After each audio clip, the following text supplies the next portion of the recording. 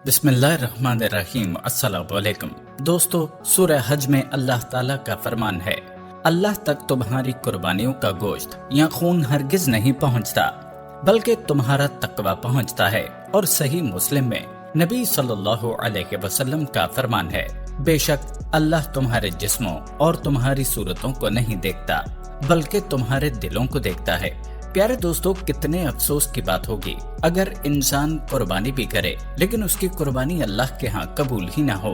कुर्बानी करने से पहले हमें पता होना चाहिए कि अल्लाह ताला कौन सी कुर्बानी को कबूल फरमाता है और ऐसी कौन सी बातें हैं जो हमारी कुर्बानी करने के बावजूद भी हमारी कुर्बानी को अल्लाह के यहाँ मरदूद बना सकती हैं और हम बजाय अल्लाह को राजी करने के अल्लाह को नाराज करने वाले बन सकते हैं। कुरान और हदीस की रोशनी में आपको बताएंगे कि किन लोगों की कुर्बानी नहीं होती और इसी हवाले से हजरत अली रज़ी अल्लाह ताला अन्हु का कौल भी आपको बताएंगे। मुकम्मल तफसीलात जानने के लिए वीडियो को आखिर तक जरूर देखिएगा।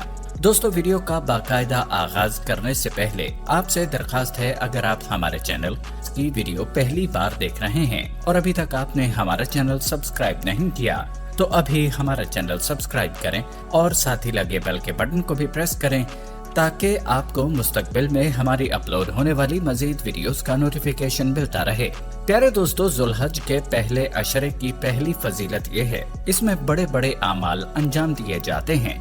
इन आमाल में एक अहम तरीन अमल अल्लाह की कुर्बत की नीयत से कुर्बानी करना है। कुर्बानी जानवर ज़िबा करने और गोश्त खाने का नाम नहीं है। ये ईसार और जानसारी, तकवा और तहारत, मोमिनाना सूरत और सीरत और मुजाहिदाना किरदार का हामिल एक अमल है। इसलिए कुर्बानी करने वालों को अपनी नीयत खालिस और कुर्बानी अल्लाह के लिए करनी चाहिए। याद रहे, कुर्बानी की बहुत सारी हिकमतें हैं, इनमें सबसे अहम तकवा और अल्लाह का तकर्रुब हासिल करना है। जैसे कि अल्लाह ताला का फरमान है, आप फरमा दीजिए कि बेशक मेरी नमाज, मेरी कुर्बानी, मेरा जीना और मेरा मरना सब अल्लाह के लिए खालिस है जो सारे जहां का मालिक है। मालूम हुआ कि जो कुर्बानी इस मकसद को पूरा करने से कासिर हो वो इंदल्लाह मकबूल नहीं है।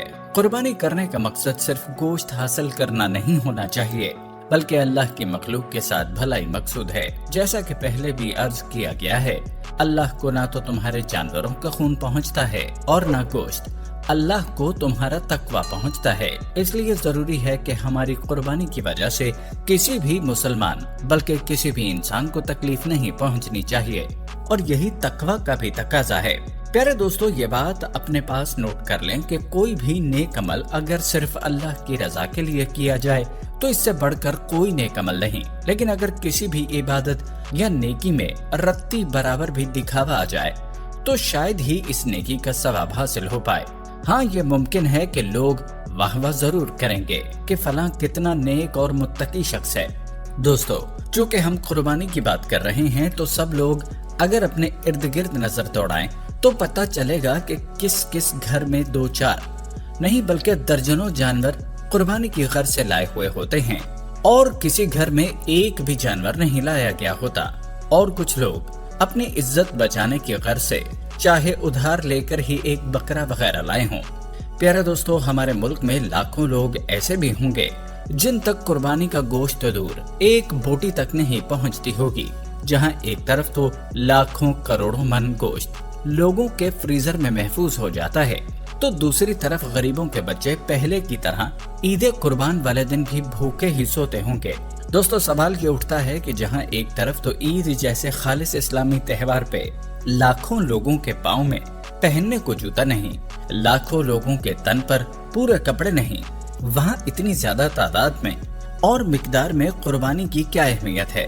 क्या ये अच्छा नहीं कि कुर्बानी की तादाद को कम करके अच्छी नीयत से किसी गरीब घराने की माली इमदाद कर दी जाए? लेकिन हमारा मुआशरा जाहिरी शान शौकत का गर्विदा है, यहाँ ढकी छुपी इबादत को कोई अहमियत नहीं देता। आजकल हमें ऐसे मनाजर भी देखने को मिलते हैं कि कोई शख्स अपनी कीमती गाड़ी में कुर्बानी के जानवर लाद कर ला रहा होता है तो उसी मंडी में या फिर रास्ते में गरीब भिखारी को गालियां दे रहा होता है। क्या इस्लाम की यही तालीमात हैं कि गरीब के साथ इस तरह का सलूक रवा रखा जाए? क्या किसी का दिल दुखाकर फिर कुर्बानी कर देने से ज़हनी सुकून मुमकिन है? दोस्तों, कुर्बानी तो इसलिए थी कि दिल में गरीब का एहसास पैदा हो, अपना माल लगाकर कुर्बानी की जाए ताकि कुर्बानी का गोश्त गरीब तक पहुँचे। اور یہ سب اللہ کے لیے کیا جائے۔ البتہ دوستو، دلوں کے بھید تو اللہ ہی جانتا ہے کہ کوئی بھی اپنی نیت میں کتنا صاف ہے، لیکن یہ بات یاد رکھنے کی ہے کہ اعمال کا دار و مدار نیتوں پر ہے۔ یہ بات تو آپ بھی مانیں گے کہ آج کل صرف اور صرف خود پرستی کا دور ہے اور کسی کو کسی دوسرے کی فکر نہیں۔ ایک محلے میں برسوں رہتے ہوئے بھی ہمسائے کا نہیں پتا کہ کون کہاں رہتا ہے اور کس حال میں رہتا ہے، حالانکہ احادیث میں اور قرآن پاک میں کئی بار رشتہ داروں اور ہمسایوں کا ذکر اس بات کا گواہ ہے کہ ان باتوں کی کتنی اہمیت ہے، لیکن ہم لوگ نہ تو ایسی بات سننا چاہتے ہیں اور نہ ہی سمجھنا چاہتے ہیں۔ آپ اپنی چاروں جانب نظر دوڑائیں تو کئی ایسے لوگ اور خاندان نظر آئیں گے جو کہ صرف اور صرف اپنی سفید پوشی بچانے کے لیے قسم و پرسی کی زندگی گزار رہے ہوں گے، اور جو ہر وقت کسی معجزے کے انتظار میں ہوں گے کہ شاید کوئی دن ایسا آئے کہ ان کی بھی زندگی بدل جائے۔ لیکن یہ سب کیسے ممکن ہے؟ یہ تبھی ممکن ہے جب ہم لوگوں میں سے ہر کوئی اس بات کو اہمیت دے کہ اللہ کے حقوق تو ہیں ہی، مگر حقوق العباد کی اہمیت بھی بہت زیادہ ہے۔ اللہ فرماتا ہے کہ حقوق اللہ تو میں معاف کر سکتا ہوں، لیکن حقوق العباد کی معافی میں اس وقت تک نہیں دے سکتا جب تک وہ شخص معافی نہ دے جس کا حق غضب ہوا ہو۔ ایسے میں ہم لوگوں کو صرف اور صرف ناک اونچی کرنے اور جھوٹی شان و شوکت کو ایک طرف دفن کرنے کی ضرورت ہے کہ کہیں ہم اپنی جھوٹی ٹھاٹ باٹ کے پیچھے کسی حقدار کا حق تو نہیں مار رہے۔ پیارے دوستو، یہ بات بھی یہاں وثوق سے کہی جا سکتی ہے کہ درجنوں کی تعداد میں جانور قربانی کرنے والے کئی لوگوں نے اپنی زندگی میں کبھی بھی زکوٰۃ نہیں دی ہوگی۔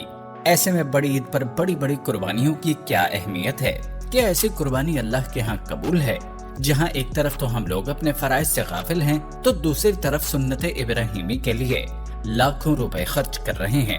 پیارے دوستو، خدا را قربانی چاہے ایک کریں یا زیادہ قربانیاں کریں، لیکن اپنی نیت کو خالص کر لیں اور کوئی ایسا کام نہ کریں جو کہ قربانی کی قبولیت میں خلل پیدا کرنے والا ہو۔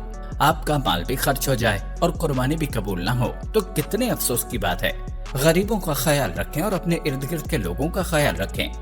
قربانی کے احکام اور مسائل کو اچھی طرح سمجھ کر قربانی کریں۔ ہمارے چینل پر آپ کو قربانی کے مسائل اور احکام کے حوالے سے مزید ویڈیوز مل جائیں گی، وہ بھی ضرور ملاحظہ کریں۔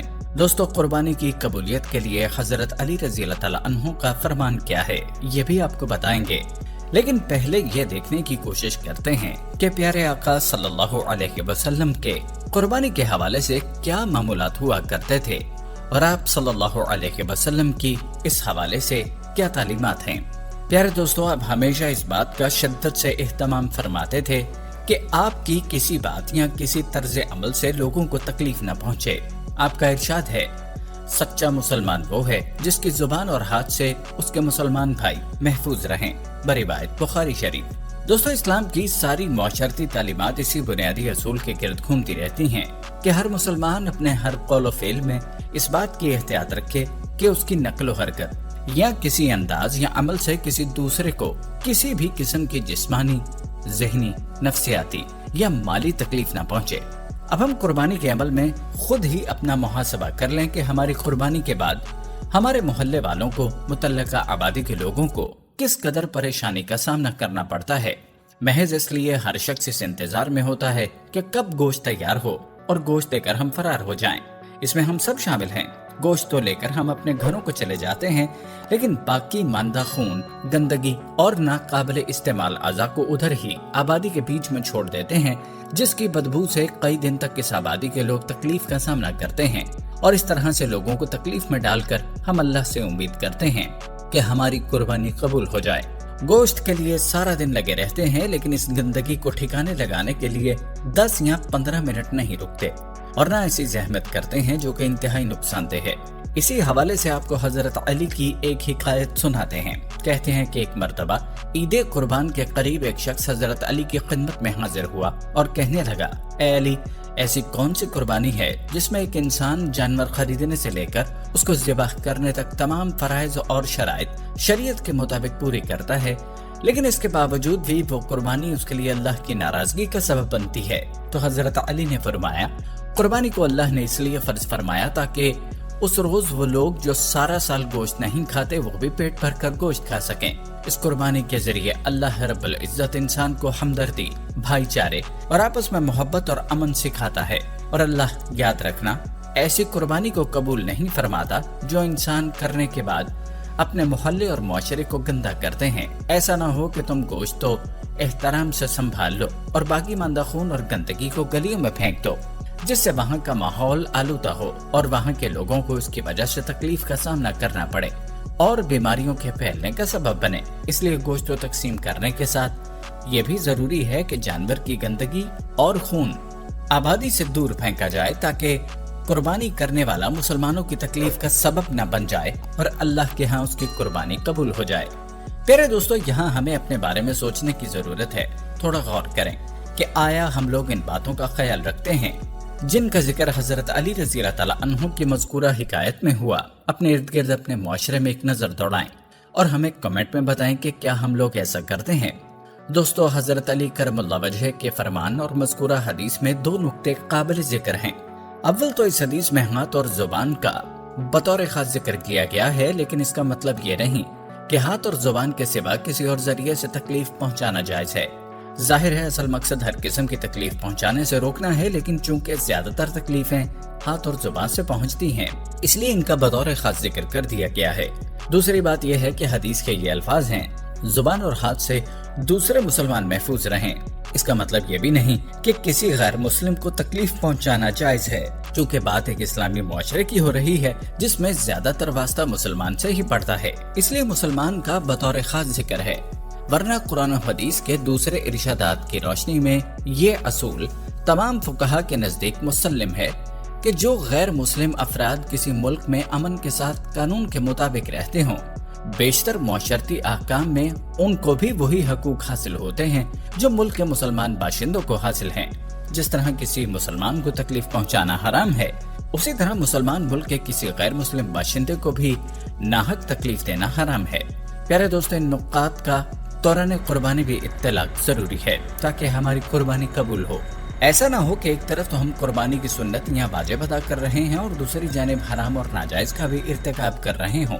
یہاں آپ کو نبی کریم کا ایک اور مختصر واقعہ سناتے ہیں تاکہ یہ واضح ہو سکے کہ مسلمان کو تکلیف دینا کس قدر مکروہ اور ناپسندیدہ عمل ہے، اور آپ صلی اللہ علیہ وسلم کے دل میں دوسروں کو تکلیف سے بچانے کی کس قدر اہمیت تھی۔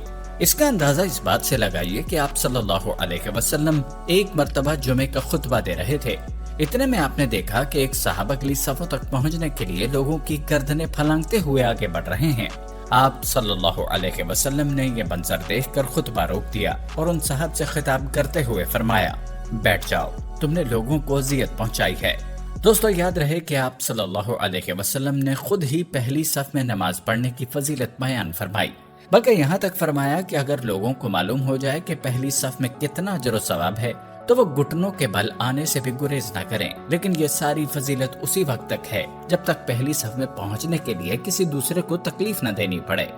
لیکن اگر اس سے دوسروں کو تکلیف پہنچنے لگے تو یہ اصول سامنے رکھنا ضروری ہے کہ پہلی صف تک پہنچنا مستحب ہے اور دوسروں کو تکلیف سے بچانا واجب، لہٰذا ایک مستحب کی خاطر واجب کو چھوڑا یا توڑا نہیں جا سکتا۔ اللہ پاک سے دعا ہے کہ اللہ پاک ہمیں اپنی نیتوں کو خالص کرنے اور اسلامی تعلیمات پر عمل پیرا ہونے کی توفیق عطا فرمائے، آمین۔ آئیے ایک بار مل کر آقائے دو جہاں حضرت محمد مصطفیٰ صلی اللہ علیہ وسلم کی بارگاہ رسالت میں ادب، محبت اور عقیدت کے ساتھ ہدیہ درود پیش کرتے ہیں۔